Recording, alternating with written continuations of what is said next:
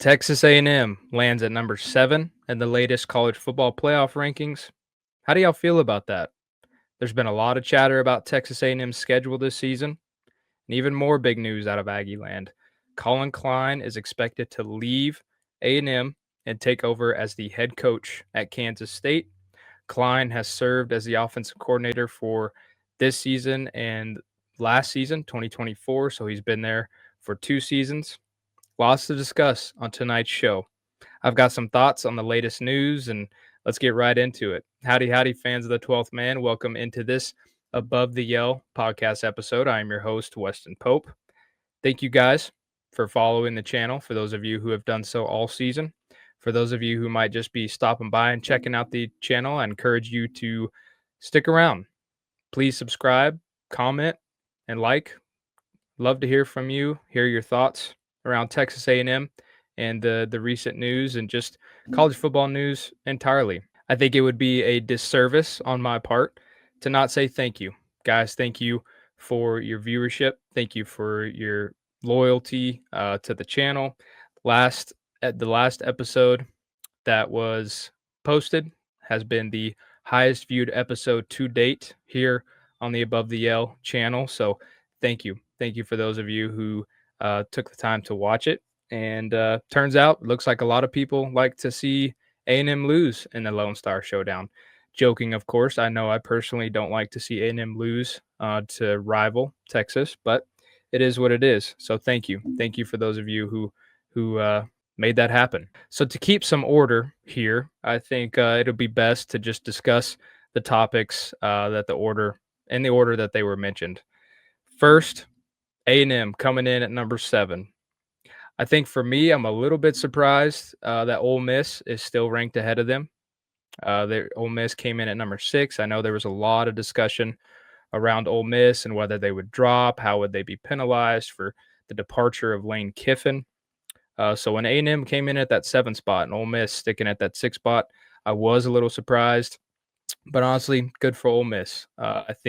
I wonder how much the committee kept in mind what happened to Florida State back in 2023 when Florida State was essentially penalized for losing their starting quarterback. So yeah, Ole Miss sticking at 6. A&M comes in at 7. As it sits, A&M could possibly play Notre Dame once again. This time being in Kyle Field.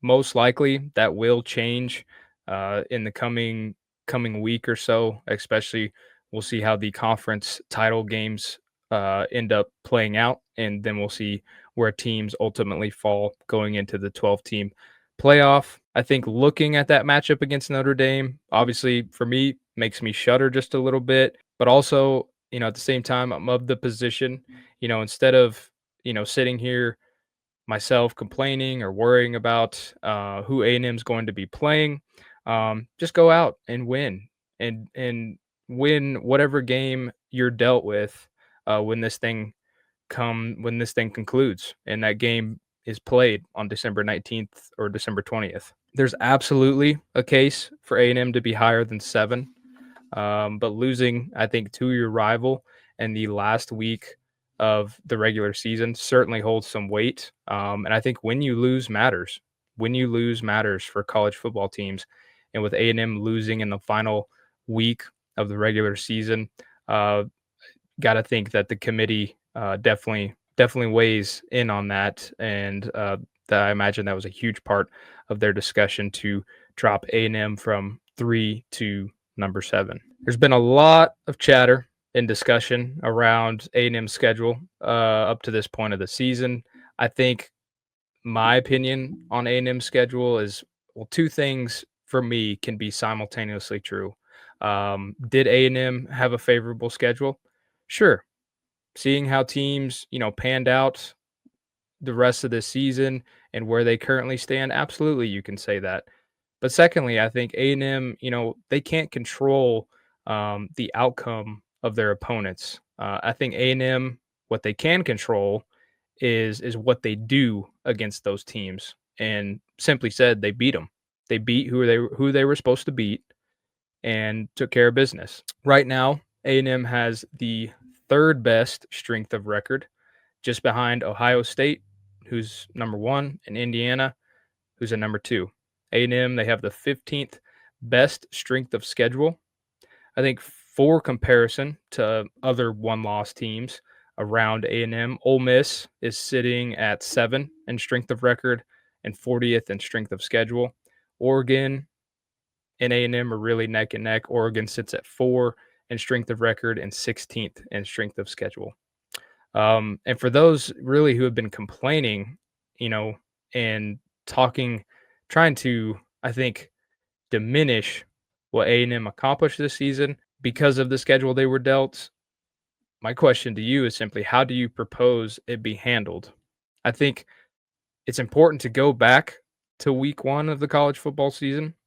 Looking at A&M's schedule, what they had ahead, they were set to play the number 1 team in the country at that time, which was the Texas Longhorns. They were set to play number 6 Notre Dame, number 9 LSU, number 13 South Carolina, and number 15 Florida. Obviously, there's a lot of shakeup. A lot of those teams, well, really all of those teams, um, sit in totally different positions. But Notre Dame, when A&M played them, when they went into South Bend and beat them, Notre Dame was still a top 10 team. LSU, when A&M went into Death Valley, LSU was a top 20 team, and A&M nearly hung a 50 piece in that game. Texas, the Longhorns, was a top 20 team when A&M lost to them nearly a week ago. And then I think it's important to note too, do you remember how often A&M was on upset alert? It seemed like every week A&M was catching a team at their most desperate and hungry moments. Just to quickly review, let's go back to Auburn. When A&M played Auburn, A&M was coming off a bye week.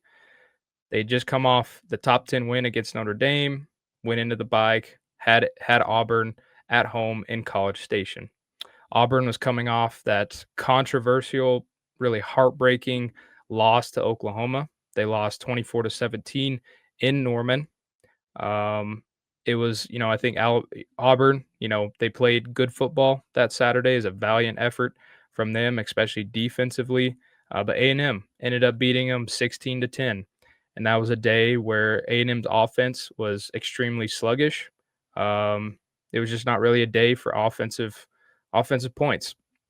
But A&M defensively came onto the scene and really took care of business against that game in that game.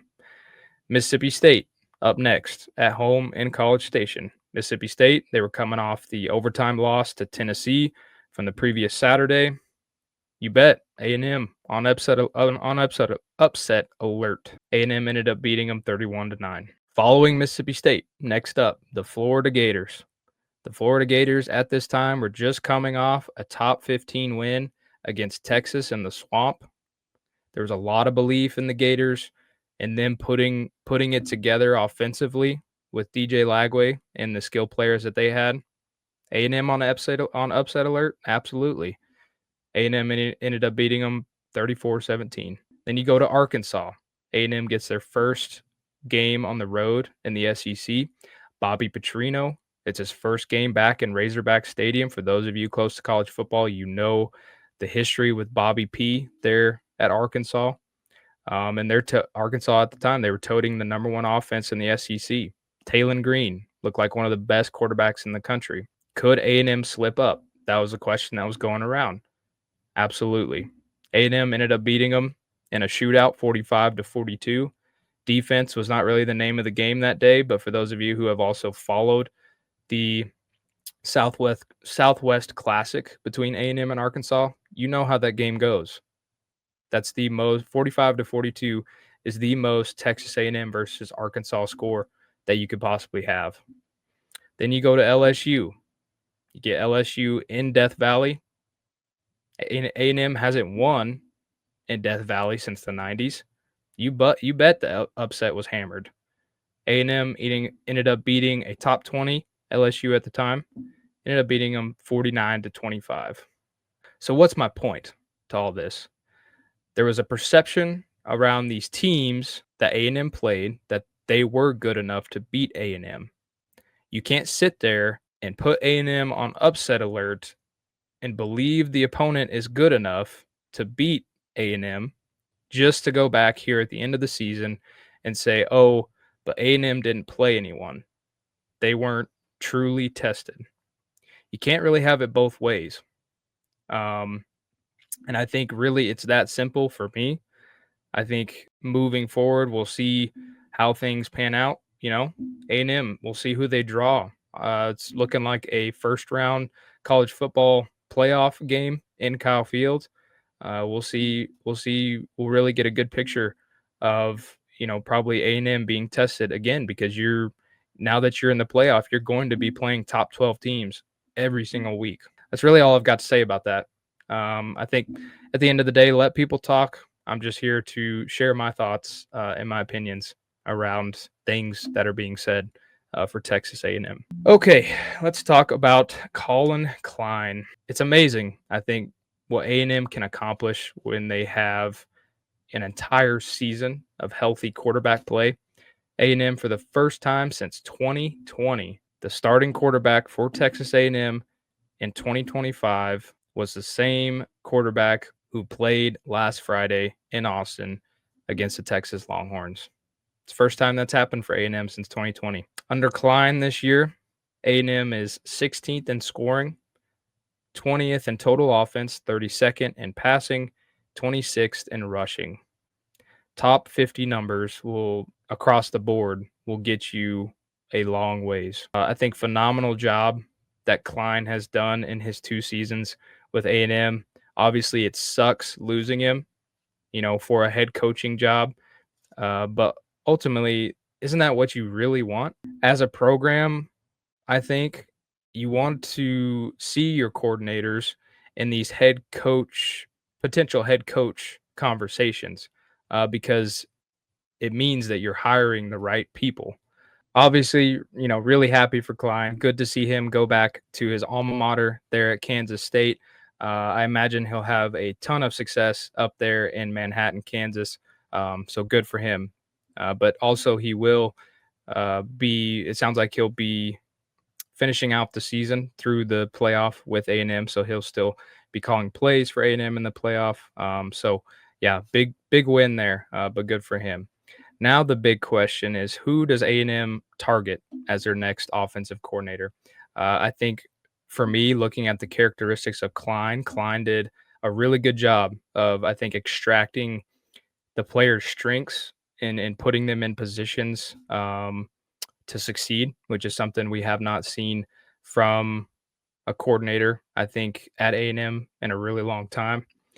Klein, he understood Marcel's dual threat ability, and he understood how just shifty and quick Concepcion and Craver are, and I think it showed. It showed on the field in positions that they needed to score, and I think you have to look for those same characteristics in your next offensive coordinator. When I first heard the news on Wednesday morning, the first person that came to mind is Chip Kelly. Chip Kelly, he had the stint at Ohio State where they went to win a national championship in 2024. And then he departed for a job with the Las Vegas Raiders. He just recently was fired by the Raiders. He'll most likely be looking to go back to college football. Could that spot be in College Station for Chip Kelly? Um, and if he does return to college football, will it be as an offensive coordinator or will it be as a head coach? There's a lot of open jobs right now across the country for head coaches. Obviously, that's to be determined, but I think for A&M, it would probably be a phenomenal hire. I think it's a little bit too much of a flashy hire, just gauging off the history of Mike Elko and the hires that he's made in the past. I think Elko likes to go for guys who are proven, but not flashy.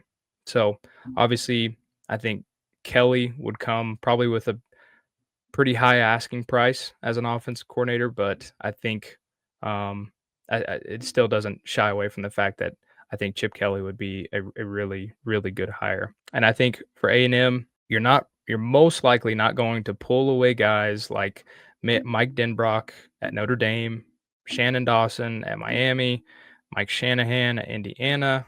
Um, I think if those caliber of guys end up leaving their current positions, it'll most likely be for a head coach position somewhere else for another program. So that leads me to kind of my initial list, my initial thoughts for potential targets for A&M. What about Andy Kuttlenicki at Penn State? Obviously, Penn State didn't have the year that they were expected to have. They lost Drew Aller due to injury. I think also Penn State didn't really have any wide receivers this year for Drew Aller to go to. Kotelnicki, he's a guy who served at Kansas for the Kansas Jayhawks from 2021 to 23. Seems like that's really when Kansas kind of came onto the scene as a football program and started to have some winning seasons. So potential, I think there's potential there for him and Penn State. You know, they have yet to hire a head coach, as far as I know. Kotelnicki is still there, so he could possibly leave to go to A&M just with the unknowns around Penn State right now. So ultimately, this is just entirely my opinion, but that's a guy that I came across. What about Marcus Arroyo at Arizona State? He had Cam Scattaboo and Sam Leavitt at Arizona State in 2024, and you saw the run that they were able to make. Obviously, they regressed, took a step back a little bit this year. I think the loss of Cam Scattaboo really hurt Arizona State offensively, and then it also kind of it seems like Levitt took kind of a step backwards as well as a quarterback. But they have Arizona State has probably one of the best wide receivers in the country this year and last year. And they were, I think, able to accomplish a lot. So that's another name that I'd keep an eye on. Buster Faulkner at Georgia Tech. Georgia Tech, the last 2 seasons, they've been much better than I think people have expected. They've really come onto the scene as a program. Obviously, Haynes King, I think, has a lot to do with that. For those of you who have been close to A&M, you're really familiar with Haynes King. Really cool to see him have so much success out there at Georgia Tech. But that's another guy, Buster Faulkner. Keep an eye on him. Honestly, what I did was I looked up just to see offensive coordinators around the country, guys who have kind of proven themselves as offensive coordinators if they have obviously the right players in the position. Guy that came up, Jake Spavital, had a previous stint at A&M back in the Kevin Sumlin era. It was post Cliff Kingsbury. Kingsbury was there for Johnny Manziel's 2012 Heisman season. He left, and then Jake Spavital took over play calling duties in 2013. And A&M was still able to have a lot of success in 2013. So I doubt A&M goes back into that well. I think Jake Spavital, he's at Baylor right now, and Baylor offensively they've been able to put up some really impressive numbers this year, and so just a name to keep an eye on. But ultimately, there's one guy that I think kind of fits the mold for Texas A&M. He's a younger guy, similar to Collin Klein. He's, I think, a little bit under the radar, but I think in his couple seasons with this team, he's really proven what he can do as an offensive play caller. And that, for me, is Jordan Davis there at the University of North Texas for the Mean Green. He's really put up some impressive numbers. He came onto the scene for North Texas in December of 2022 when he took over as the offensive coordinator and wide receivers coach. Um, Since then, in his second season at North Texas, Davis put together really a mean green offense. They finished 2024 ranked third in the FBS in total offense, fourth in passing offense, 23rd in scoring offense, and they also set a program record with 328 passing yards per game, while the 488 total yards per game ranked third in program history. So I think Jordan Davis for me kind of fits the mold of kind of, he's an under the radar guy. He's not super, he probably wouldn't be a splashy hire, but I think he's proven. North Texas, they're in a really good position this year. They've had a really good season. They've been in the group of five at large bid for the college football playoff. And it just kind of fits the MO of what Elko kind of wants to do with with his coordinators and the kind of coordinators that he wants to hire. Obviously, that's all going just based off, past hires that he's made. Really hasn't been splashy since arriving in College Station, which I think is good. I think that's exactly what Texas A&M needs as a football program. And then something else to note too, keep an eye on Oregon and Ohio State. They'll both be looking for offensive coordinators as well. Will Stein for Oregon left to go back to Kentucky to be the head coach. And then just recently, this morning or yesterday morning, Wednesday morning, Brian Hartline, offense coordinator there for Ohio State this year, he is leaving for the head coaching job at the University of South Florida. So I think A&M, they're in a really good position to have a good search and make another really good hire, especially with Elko's contract and restructuring that they did for coordinators and assistants.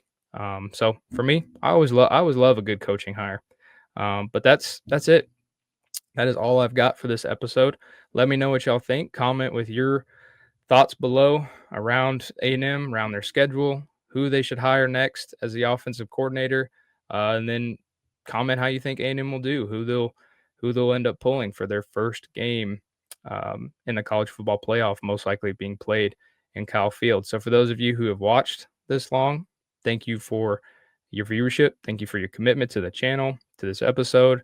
It's a little bit longer of a one. I think there was a lot to discuss today, especially around A&M and really just kind of across college football. So thank you. Thank you for making it this far.